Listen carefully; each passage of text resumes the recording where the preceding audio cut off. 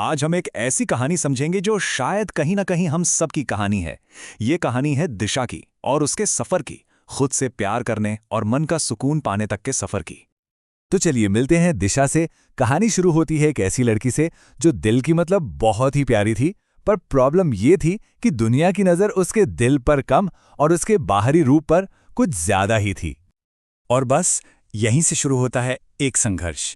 एक तरफ थी दुनिया के जजमेंट्स और दूसरी तरफ दिशा के अपने एहसास। दिशा को अक्सर ऐसी बातें सुनने को मिलती थी जो आती तो सलाह के रूप में है। डाइट कर ले, जिम जा। सुनने में कितनी नॉर्मल बातें लगती हैं, है ना? लेकिन असल में ये शब्द सीधे उसके आत्मसम्मान पर चोट करते थे। और इन बातों का असर एक धीमे जहर की तरह फैलता गया। रोज थोड़ा थोड़ा करके उसके अंदर ना एक अजीब सी बेचैनी बसने लगी थी, एक ऐसी एंग्जाइटी जो बाहर से किसी को नजर ही नहीं आती थी। दुनिया के लिए तो वो हमेशा मुस्कुराती रहती थी, लेकिन आईने के सामने वो अकेले अपनी सच का सामना करती थी। वहां उसे अपनी स्माइल के पीछे छिपा हुआ दर्द बिल्कुल साफ दिखता था।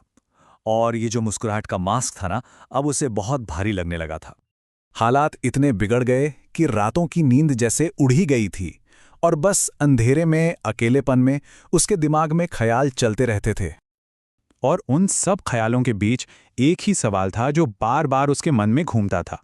एक ऐसा सवाल जो शायद हम सब ने कभी ना कभी खुद से पूछा है, क्या मैं कभी खुद से प्यार कर पाऊंगी? लेकिन जैसा कहते हैं ना, हर रात के बाद सुबह होती है। हर कहानी में एक टर्निंग पॉइंट आता है, और दिशा की कहानी में भी आया। ये वो मोमेंट था जब उसने तय किया कि अब वो खुद को बदलने की कोशिश नहीं करेगी, बल्कि जैसी भी वो है खुद को अपनाएगी। और ये फैसला, ये सिर्फ कुछ शब्द नहीं थे, ये एक पूरा नजरिया बदलने जैसा था। खुद की आलोचना को छोड़कर उसने खुद को अपनाने का रास्ता चुना, और मानना पड़ेगा ये एक बहुत बड़ा और हिम्मत वाला कदम था। तो सवाल यह है कि उसने ये किया कैसे? देखिए, सिर्फ फैसला कर लेना काफी नहीं होता। उसने असल में इस पर काम करना शुरू किया, अपने इमोशंस को समझने के लिए, उन्हें एक दिशा देने के लिए। उसने क्रिएटिविटी को अपना साथी बना लिया। इस सफर में उसने कुछ छोटे छोटे पर असरदार कदम लिए। सबसे पहले उसने लिखना शुरू किया, ताकि जो फीलिंग्स अंदर दबी हुई हैं वो कागज पर आ सके। फिर उसने पेंटिंग शुरू की, क्योंकि आप जानते हैं, जिन एहसासों को शब्द नहीं मिल पाते उन्हें रंग मिल जाते हैं। ये एक तरह से उसकी अपनी थेरेपी बन गई, जहां आर्ट उसकी दवा थी।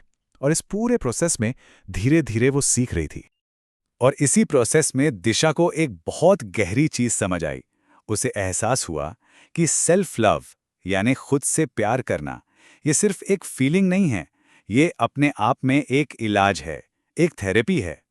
तो चलिए अब देखते हैं इस सफर का अंजाम क्या हुआ। दिशा अंदर से कैसे बदल गई? ये बदलाव अपने साथ लाया सेल्फ लव और पीस की रोशनी। और अब आती है इस कहानी की सबसे जरूरी बात। पता है क्या? दिशा आज भी बाहर से वैसी ही है, क्योंकि जो असली बदलाव था वो उसके जिस्म में नहीं, उसकी सोच में, उसके मन में हुआ था। इस बदलाव को हम ऐसे समझ सकते हैं, पहले जहां स्माइल के पीछे उदासी छिपी रहती थी, अब वहां अंदर से आने वाली एक रोशनी है। और ये रोशनी किस चीज की है? ये रोशनी है सेल्फ लव की और मन की शांति की। अब उसकी खुशी इस बात पर निर्भर नहीं करती कि दुनिया क्या सोचती है, उसकी खुशी अब उसके अंदर से आती है।